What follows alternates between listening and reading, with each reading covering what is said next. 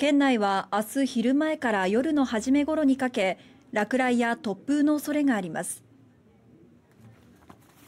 県内は明日の初めは高気圧に覆われますが、次第に低気圧から伸びる前線に向かって暖かく湿った空気が流れ込み、大気の状態が非常に不安定になる見込みです。このため県内では明日昼前から夜の初め頃にかけて局地的に積乱雲が発達し、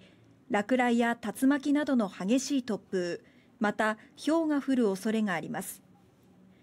気象台は発達した積乱雲の近づく兆しがある場合は建物内に移動し安全を確保するなど注意を呼びかけています。